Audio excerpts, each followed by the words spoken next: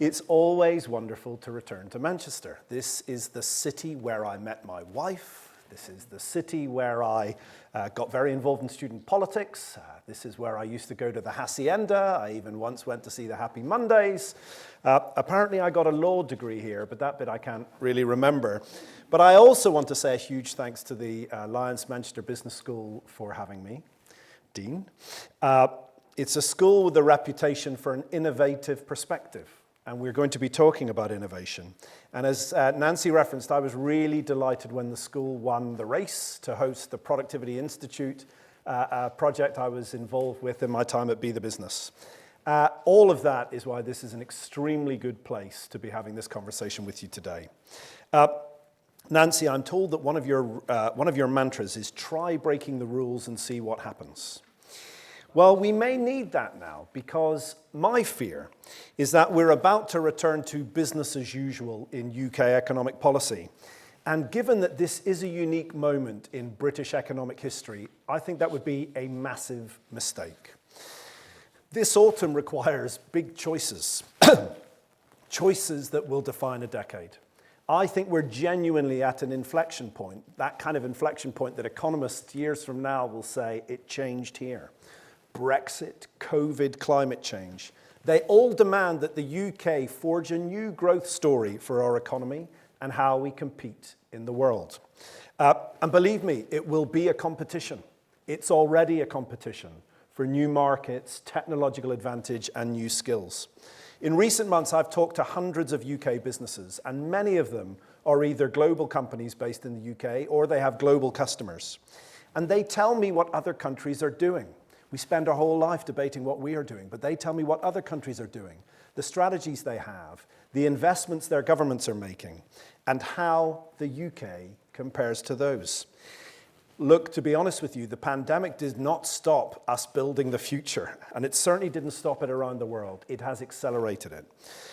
And one of the great risks we have this autumn, Nancy made reference to the fact we have a budget and a spending review. We also have a global investment summit where we're bringing global CEOs to the UK to try and promote Britain. And the risk is that we're too proud of our record, too proud of our achievements, that we set a benchmark as being whatever previous UK governments have done, rather than what the rest of the world is doing. But I tell you, that test, especially given the shifts that every country around the world is making towards net zero, digital technology, science and innovation, that test, how we compare to the rest, is the only test that matters now. And so that's what I want to talk about today above all is the major choice. It's about investing in the UK or investing by the UK. And that must be the mantra now, because the last decade has been a decade of meager growth and almost zero productivity growth. That can't be what the next decade is going to be for us. And I do think that although it's business' job to really create the productivity success stories, government holds the key to unlocking a lot of it. Now, looking forward, it's likely that consumption is going to rage in the short run, right? Consumers have saved and they will spend. We will have something of a V-shaped recovery. And I think if we watch the news, even though July wasn't great, if we watch the news in the months to come, I think we'll see some pretty good success stories, again, driven by what consumers do on the high street.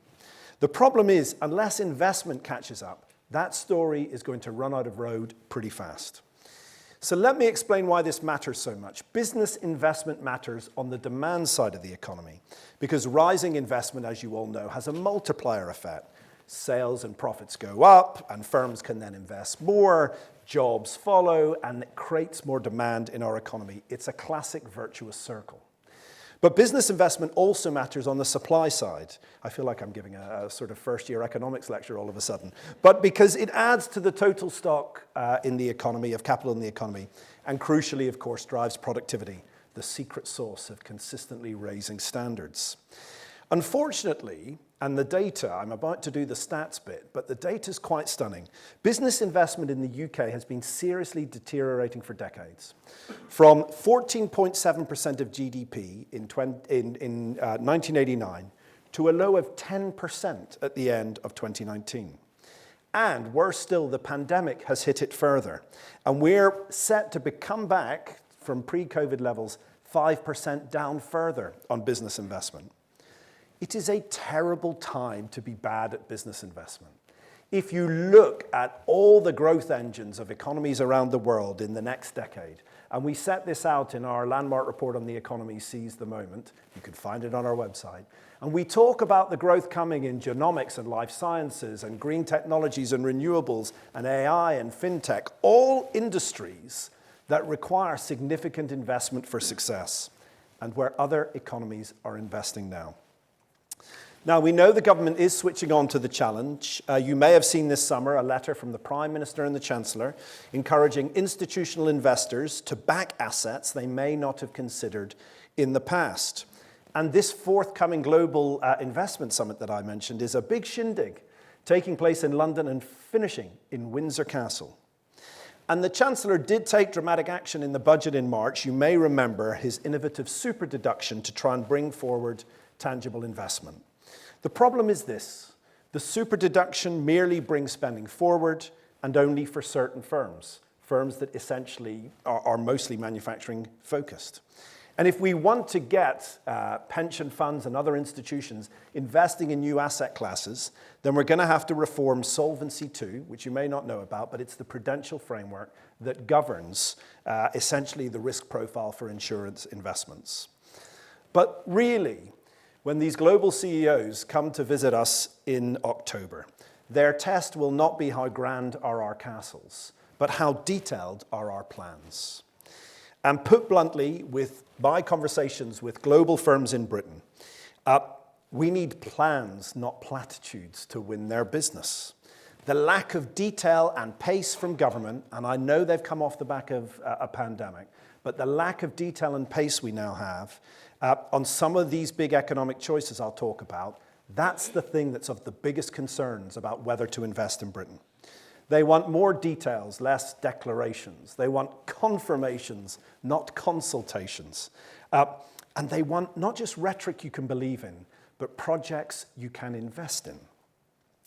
And before global companies hear our pitch, we're going to have to take a decision about how ambitious we want to be as Britain. You know, between 2021 to 2025, the UK government is projected to invest an average of 3.4% of GDP, compared to 3.9% in the US, 4.1% in Canada, 5.9% in Japan, and 9% in China. Take net zero, where we're pretty proud of how we're doing. It's a central part of our recovery plan and our competitors. Already, the US administration has outlined plans for $800 billion of investment in net zero technology over the next decade, supported, of course, by Joe Biden's stimulus worth trillions. EU member states have so far pledged 223 billion euros worth of green spending, with more likely to come. And these packages, which, by the way, don't even take account of member states or local state contributions, they represent 3.8% of GDP in the US, 1.8% of GDP in the EU, and the UK's climate spend is 0.55%. With so much at stake, with so much competition, it's little surprise that global CEOs are paying more attention elsewhere. Let's focus on electric vehicles, again, an area where you think we're probably doing pretty well. By 2030, we could be capturing £18 billion worth of additional revenues in that market from EU countries alone. You may have seen that recently we received a bit of a boost when Nissan announced its plans, a £1 billion commitment to produce electric vehicles and batteries at its site in Sunderland. Superb news, something we can all be proud of. But we're going to need perhaps 6 more gigafactories like this by 2040 if we're going to have a thriving EV market. And so far, the government has committed £2.8 billion to develop UK production of vehicles and batteries alongside the charging network. Sounds like a big number, but automotive leaders and others are comparing these numbers to our competitors, like Germany, which has committed 4.7 billion euros of funding for charging stations and electric vehicle incentives alone. Genomics is another growth market, as you know, and its success is built on decades of investment in research and innovation, probably a lot of it around here. But over the past 5 years, the investment we've generated in this field is way below the US. I would like to say a word about universities, because universities lie at the heart of this kind of progress and of these kinds of industries. They're at the heart of world-class skills, they're at the heart of world-class clusters, and the R&D we need to lead. But to date, and Nancy and I have spoken about this before, the government has really not begun to tap into the potential of our universities as partners in this journey. While we disagree with that, we see universities as fundamentally at the heart of this journey, and we want to see universities at the heart of these strategies. But in general terms, what I think we're seeing today, ladies and gentlemen, is a window that's closing fast for the UK to deliver the detailed roadmaps, the substantial financial support, and the speed of movement it takes to lead in these growing markets. Our fear is that, as things stand, global Britain may become grow slower Britain.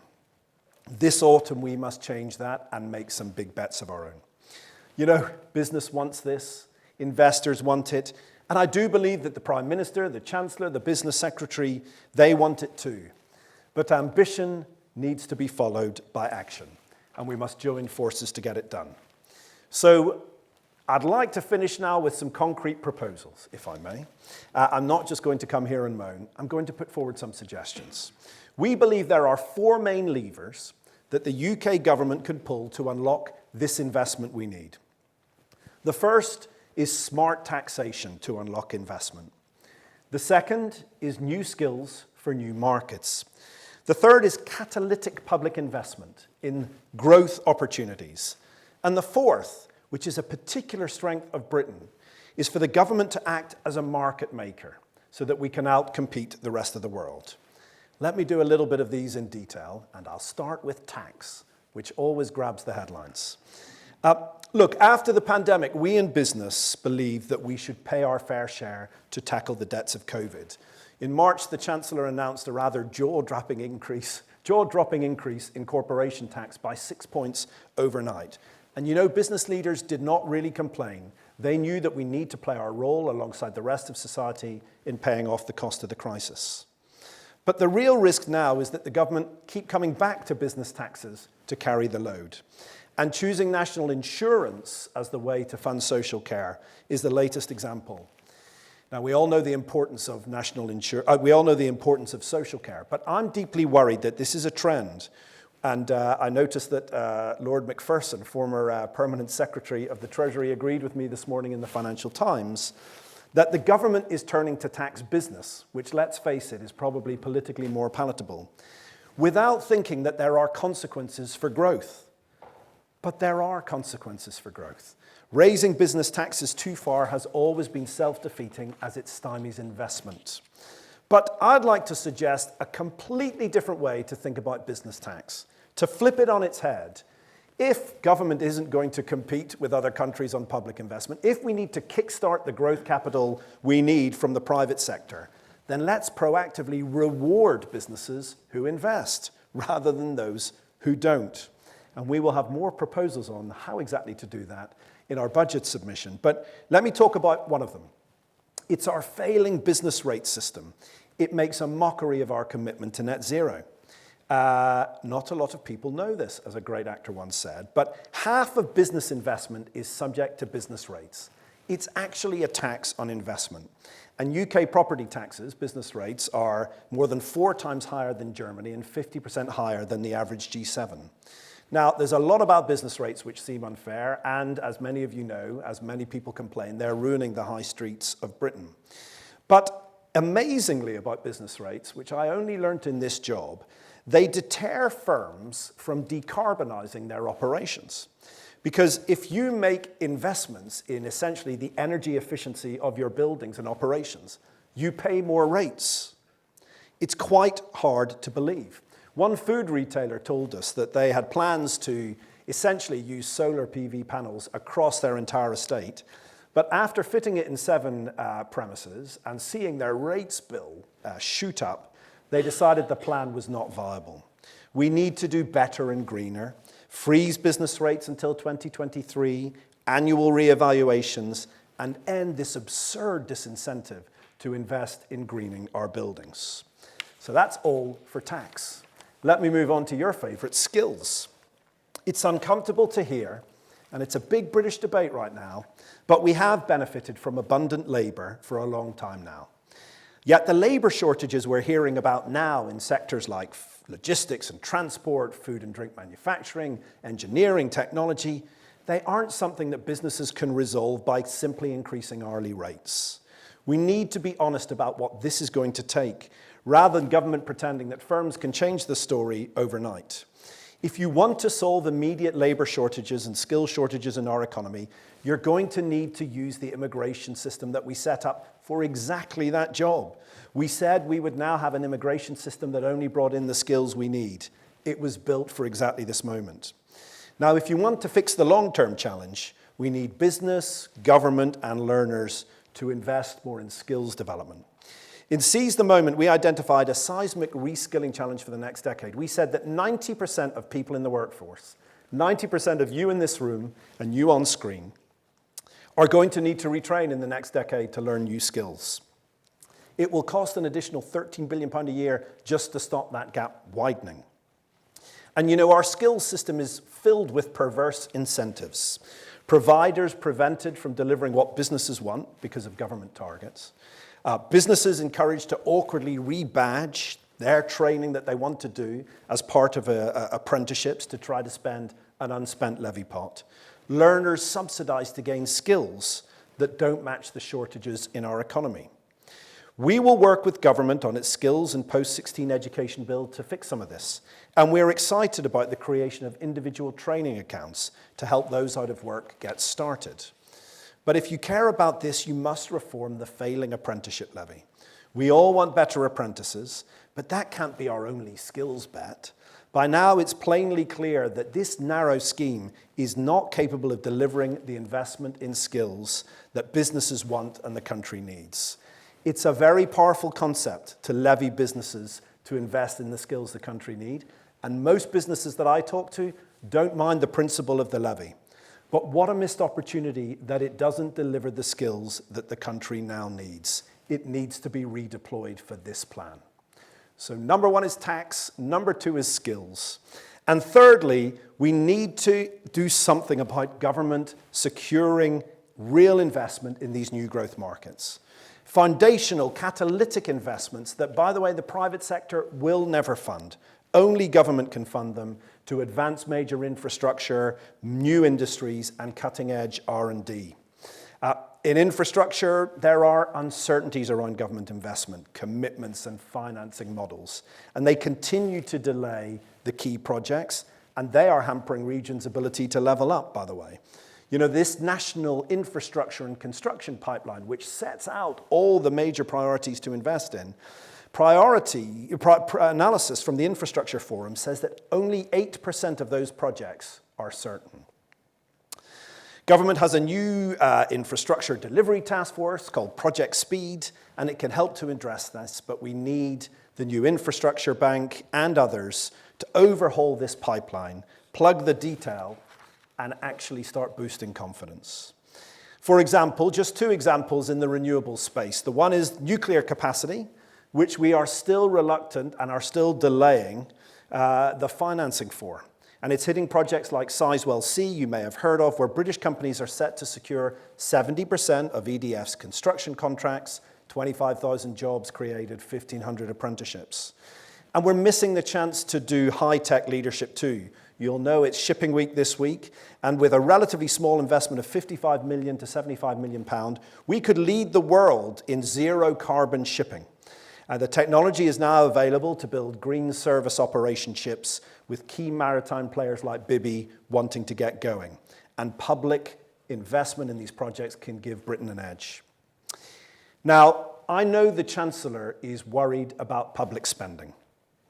And perhaps the UK government will choose not to compete with our competitors when it comes to public investment. That's a big choice, and it's loaded with risk.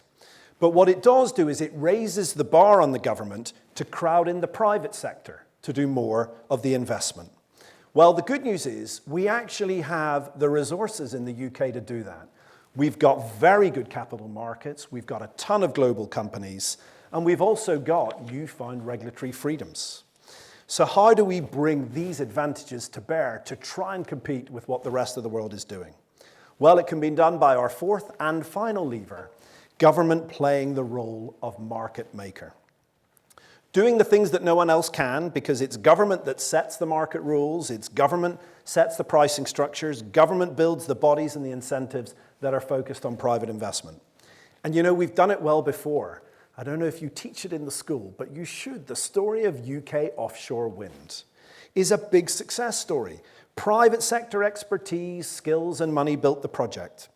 But it took government to put in place the framework, like the Climate Change Act, or the right regulatory frameworks, like contracts for difference, the way you support the market investment, and the right incentives, investment, research bodies, like the Green Investment Bank and the Offshore Renewable Energy Catapult.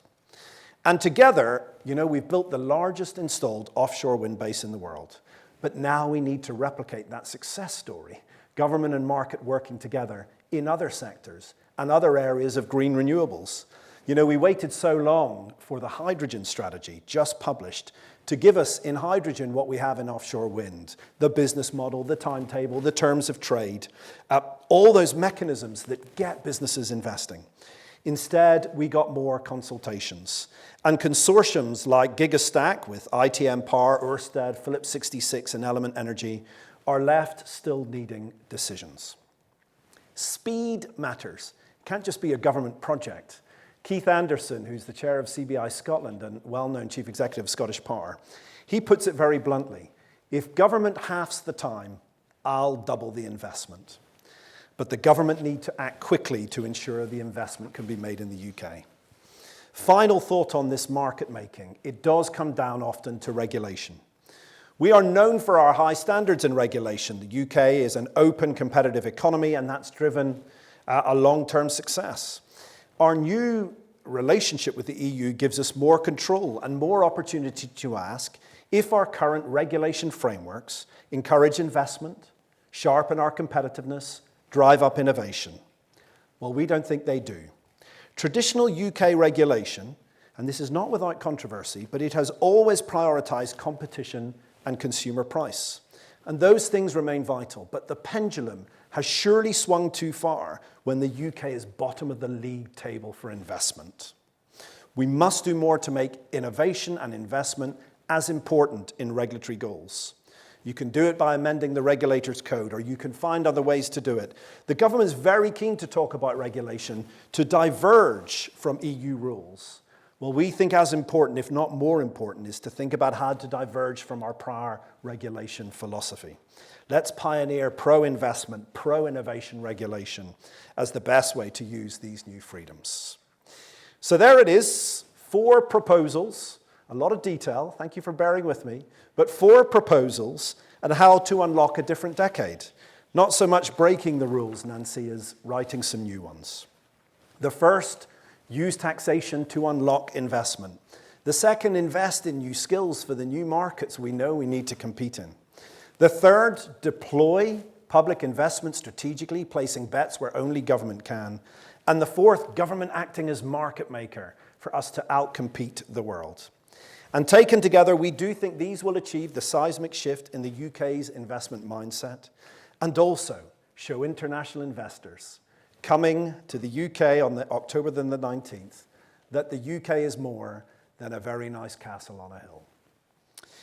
Let's be clear, these same 4 choices that will drive foreign investment decisions are the same 4 forces that will drive domestic investment decisions. And we know that because the global investors have told us so. They, more than us in Britain, actually compare us every day to the offer of our competitors. And they've told us these are the things where we need to do better. Because they are ready to go, the real question is where to. To finish, these decisions need to come now. As I said, we have a packed autumn of very big milestones. The Global Investment Summit, the budget, the comprehensive spending review, and COP26, and we have government strategies galore to be published in the weeks and months ahead. It is the best possible time to make choices, to invest in the UK and show the world we mean business. The CBI has a new mantra, seize the moment. We say it to all of our members, we say it here to you today, and we say it to government too. It's our imperative to government and also to business. Together, we should choose investing in the UK, investing by the UK. That should be the legacy of Brexit. That should be the legacy of COVID. And that's the only path to a net zero world. Thank you very much.